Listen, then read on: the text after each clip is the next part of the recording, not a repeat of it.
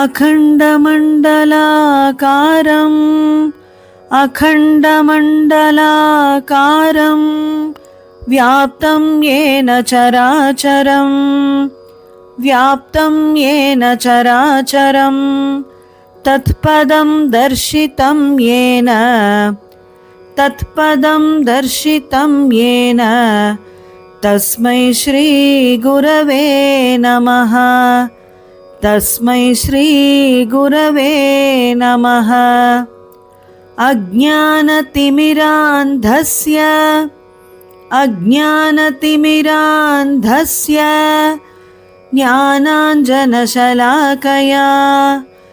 ज्ञानाञ्जनशलाकया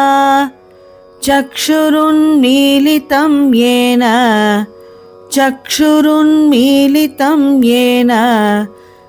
तस्मै श्रीगुरवे नमः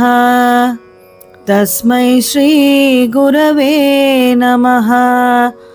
गुरुर्ब्रह्मा गुरुर्विष्णुः गुरुर्ब्रह्मा गुरुर्विष्णुः गुरुर्देवो महेश्वरः गुरुर्देवो महेश्वरः गुरुरेव परं ब्रह्म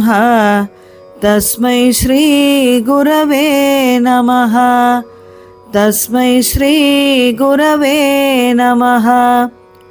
स्थावरं जङ्गमं व्याप्तं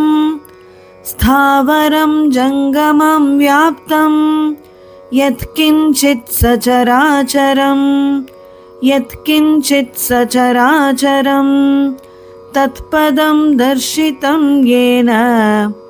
तत्पदं दर्शितं येन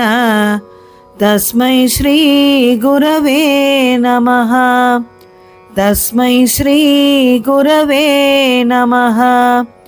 चिन्मयं व्यापि यत्सर्वं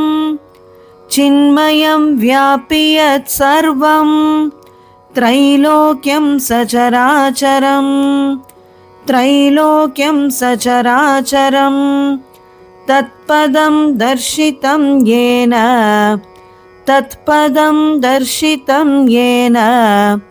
तस्मै श्रीगुरवे नमः तस्मै श्रीगुरवे नमः सर्वश्रुतिशिरोरत्न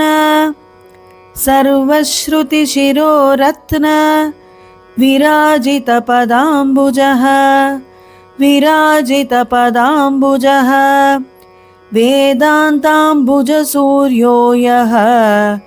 वेदान्ताम्बुजसूर्यो यः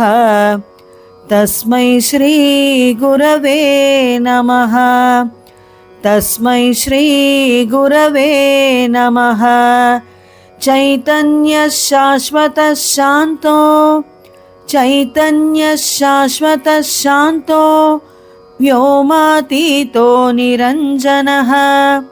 व्योमातीतो निरञ्जनः